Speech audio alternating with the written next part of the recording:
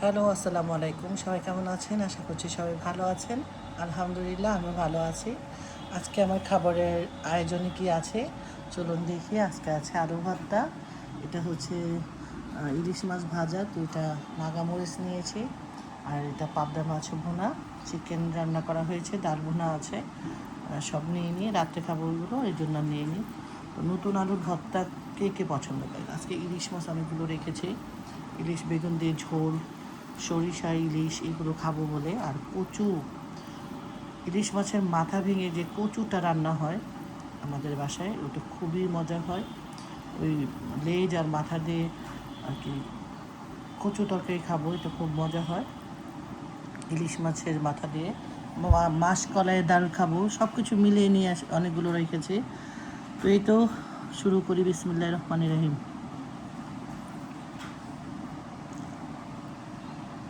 নাগামরিচ এটা যেহেতু ঝাল, মরিচ দিয়ে নাগামরিচটা খাবো।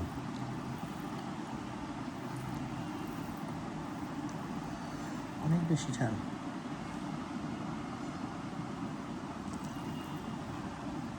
নতুন আলু তো,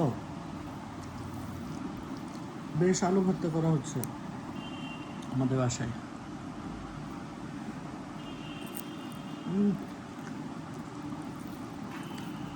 মচমচে একদম গরম গরম মাত্র ভাজা করে নিয়ে আসলাম।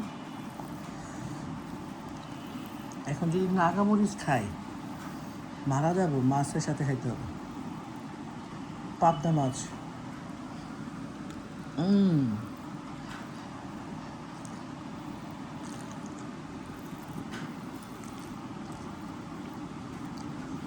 সেই রকম মজা।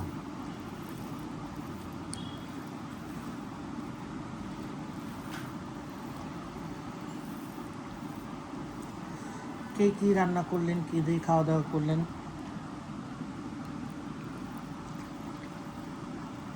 আমার সাথে শেয়ার করতে পারেন।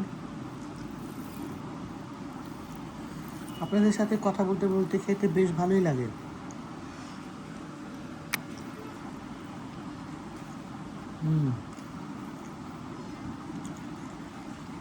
নতুন আলু ভর্তা সেই রকম মজা।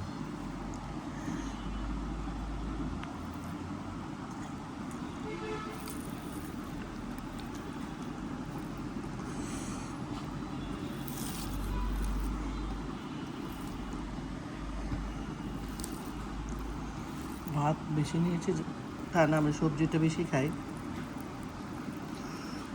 অনেক ঝাল, অনেক।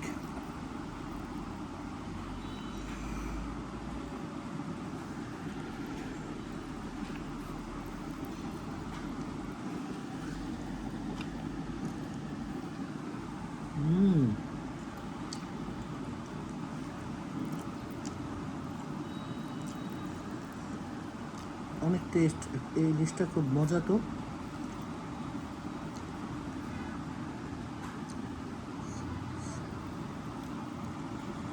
একটু নাগামরিচ খাবো।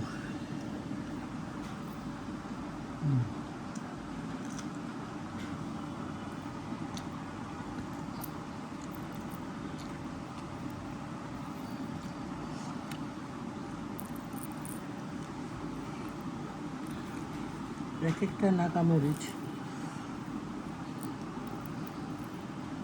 কত করে নিল? 2.5 টাকা না 3 টাকা করে নিল।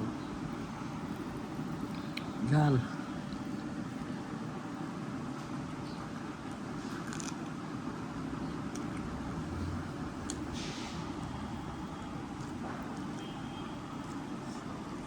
ওরে বাবা, অনেক ঝাল।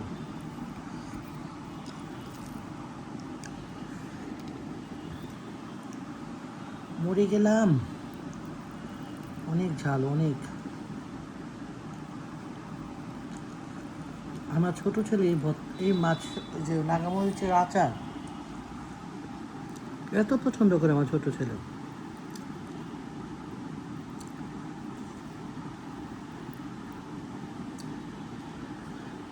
বেশি বড় হয়ে যাচ্ছেন, খেতে থাকি। আজকে এই পর্যন্তই। অনেক কাটা, কথা বলতে বলতে খেতে পারি না। ইলিশ মাছটা ভয় লাগে, পরে কাটা গেঁথে যায় যদি। তো আজকে এই পর্যন্তই। সবাই ভালো থাকবেন।